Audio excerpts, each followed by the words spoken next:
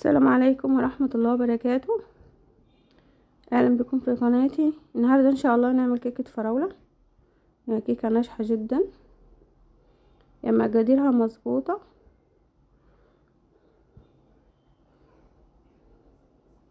يعني الكيكة دي هتعجبكم ان شاء الله لو جربتوها. يعني الكيكة خفيفة ومليهاش وزن بصراحة، يعني ناجحة يعني.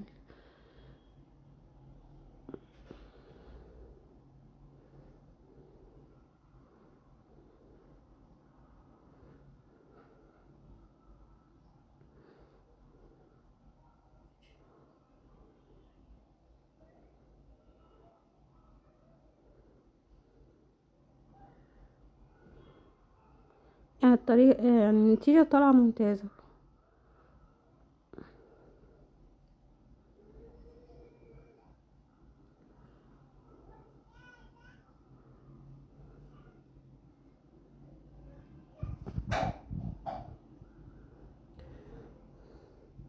اول حاجة نبدأ بسم الله، صلى على الرسول صلى الله عليه وسلم.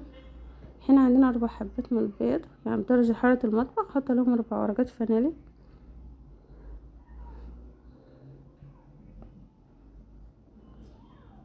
بعد كده رشة كده من الملح، رشة خفيفة.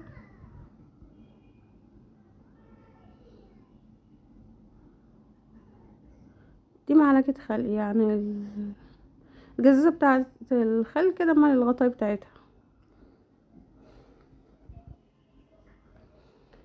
بس وبعد كده نضيف عليهم كوباية سكر، يعني نضيف عليها يعني كوباية سكر تكون مليانة للآخر. يعني هي كوباية الكوباية دي اللي هي 250 ملي، اللي هي بتشيل ربع كيلو اصلا الكوباية دي. كوباية تكون كوباية سكر مليانة للآخر يعني. بس وبعد كده نضرب فيهم بالمضرب كده لحد ما لونهم يفتح، يعني يبقى لونهم ابيض كده.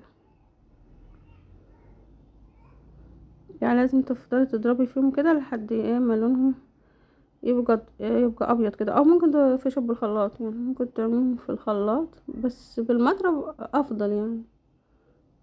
يعني الخلاط مش هيديك النتيجة دي يعني كوباية زبادي، يعني كوباية زبادي كده، يعني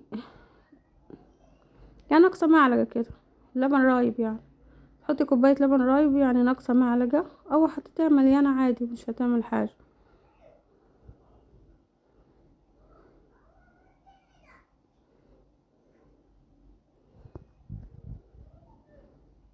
بس بقى دي ربع كوباية سمنة، زبدة قصدي. يعني دي زبدة انا مسيحاها، حطيت ربع كوباية. يعني ممكن تحطي ربع كوباية زبدة. يعني انا سيحتها على النار خفيف عشان نحطها في الكوباية يعني. شوف المقدار بتاعها قد ايه. وممكن تحطي ربع كوباية سمنة، يعني ممكن تحطيها زبدة وممكن تحطيها سمنة وممكن تحطيها زيت. لو انت عايزة تعمليها بالزيت حطي ربع كوباية زيت او ربع كوباية سمنة او ربع كوباية زبدة. يعني انا حاطة ربع كوباية زبدة. بعد كده نضيف كوبايتين وربع دقيق. يعني حطيت كوباية ودي التانية وده الربع. يعني ما تزوديش عن كوبايتين وربع دقيق. يعني يكون دقيق نوعية كويسة، يعني الدقيق ده دقيق الضحى. دي معلقة كبيرة بيكنج باودر، يعني هو الكيس كله معلقة، يعني كل حطيته في المعلقة كده جا معلقة، يعني كيس او معلقة كبيرة بس. يعني طريقة سهلة جدا. يعني هي بس الكيكة دي ممتازة بصراحة. يعني هي المقادير مظبوطة، هتعجبك ان شاء الله. اهم حاجة كوباية السكر تكون مليانة، يعني ما تكونش ناقص، تكون مليانة للاخر. يعني حتى لو زودتيها معلقة عادي، عشان يبقى مقدار السكر مظبوط لازم تحطي الكوباية مليانة للاخر. بس هو القوام بتاعها يبقى تقيل شوية، يعني عشان دي كيكة فراولة فتبقى تقيلة شوية عن الكيكات العادية. يعني هي كده مظبوطة، يعني القوام بتاعها كده مظبوط جدا.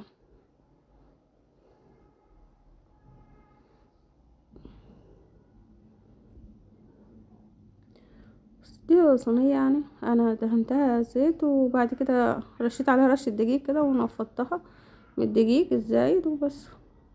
بعد كده نسخن الفرن وبعد كده ننزل الحرارة على 170. يعني هنا الفراولة هنا، يعني اللي نشيله البذرة اللي هتبقى من فوق كده دي، نقطعها بالسكينة، وبعد كده ايه نرص الفراولة يعني ده يعني ممكن تاخد نص كيلو، يعني ممكن هي نص كيلو او اقل، يعني تاخد معاكي فراولة نص كيلو او اقل من نص كيلو بحبيتين 3 كده. بس تحطيها صحيحة زي ما هي كده، تغسليها كويس، وبعدين تحوشي الذرة اللي هتبقى من فوق دي بالسكين، الحتة البيضة دي، وبعد كده ايه تحطيها في الصينية كده بس. بعدين ندخلها الفرن على حرارة، يعني نسخن الفرن الاول، سخن الفرن على 200، وبعد كده دخليها على درجة حرارة 170. 170 هتاخد معاكي يعني قولي 25 دقيقة، 25 دقيقة بس. تاخد 25 دقيقة على درجة حرارة 170. يعني انا طلعتها من الصينية ما لسقتش ولا حاجة. تخليها على درجة حرارة 170 لمدة 25 دقيقة. طالعة ممتازة ناجحة جدا، والتسوية من فوق وتحت ممتازة، والكيكة نفسها خفيفة كده، والكيكة نفسها ممتازة.